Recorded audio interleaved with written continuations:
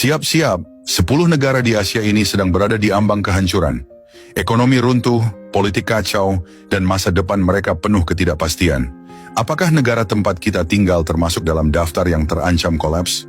Jangan lewatkan, kamu nggak akan percaya siapa yang ada di urutan teratas. Nomor 10 Sri Lanka.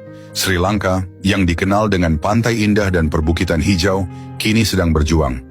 Ekonominya hancur total dengan inflasi mencapai 69,8% pada 2022, membuat kebutuhan dasar jadi sangat mahal. Antrian panjang untuk bahan bakar, mati lampu di mana-mana, dan pemerintah terjebak dalam utang lebih dari 83 miliar dolar. Negara ini bahkan gagal bayar utang untuk pertama kalinya dalam sejarahnya. Pemimpin negara ini pun kabur di tengah kerusuhan.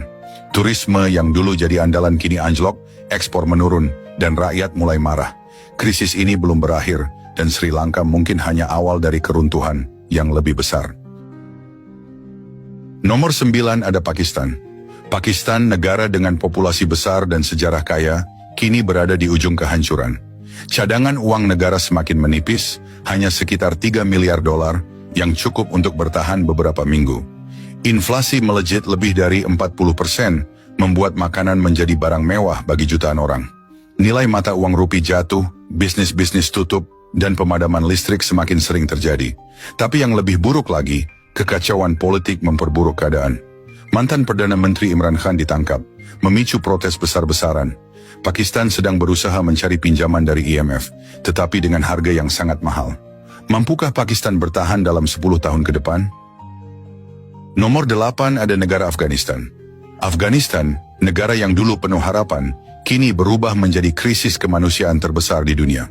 Dengan lebih dari 28 juta orang yang bergantung pada bantuan, negara ini menghadapi kehancuran ekonomi yang dalam. Sejak Taliban mengambil alih pada 2021, dana asing dibekukan, aset bank sentral disita, dan ekonomi negara hampir mati.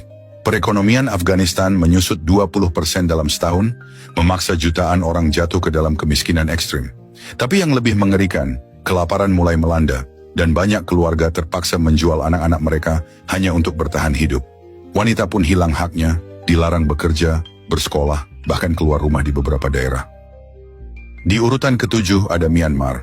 Myanmar sedang mengalami kehancuran yang cepat. Setelah kudeta militer pada 2021, negara ini terjerumus dalam kekacauan. Ekonomi runtuh, nilai mata uang anjlok lebih dari 50%, inflasi melonjak lebih dari 30%, dan banyak orang terpaksa mengungsi. Situasi ini semakin buruk dengan perang saudara yang tak kunjung reda. Lebih dari 1,5 juta orang mengungsi, dan separuh dari populasi hidup dalam kemiskinan. Negara ini terisolasi dari dunia luar, dengan banyak perusahaan asing yang menarik diri, sementara militer kehilangan kontrol. Jika pertempuran terus berlanjut, Myanmar bisa saja terpecah belah. Di urutan ke-6 mungkin kalian gak akan percaya jika saya mengatakan Korea Utara. Korea Utara adalah negara yang sangat tertutup, dan meskipun dunia tidak tahu banyak tentangnya, keadaan di sana semakin buruk.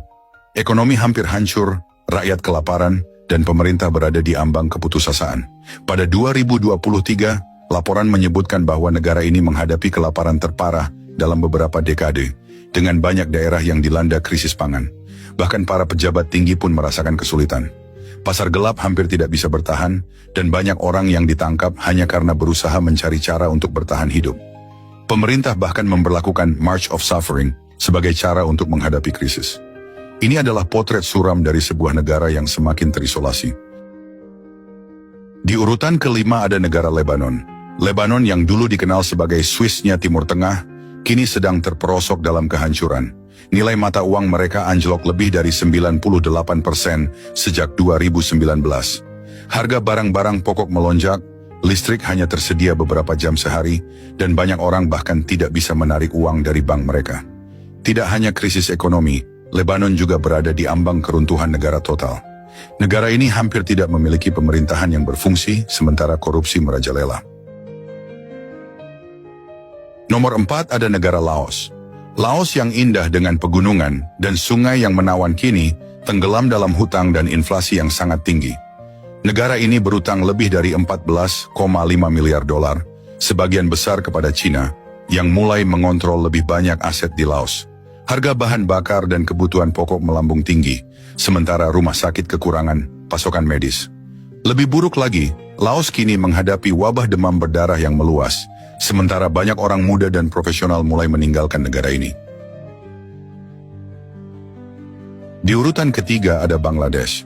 Bangladesh, yang dulunya disebut sebagai negara dengan ekonomi yang berkembang pesat, kini terancam ambruk.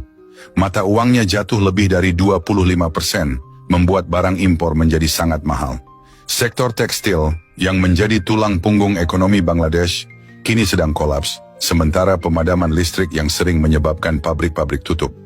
Di tengah semua ini, perubahan iklim juga semakin memperburuk keadaan dengan naiknya permukaan laut yang menenggelamkan ladang pertanian.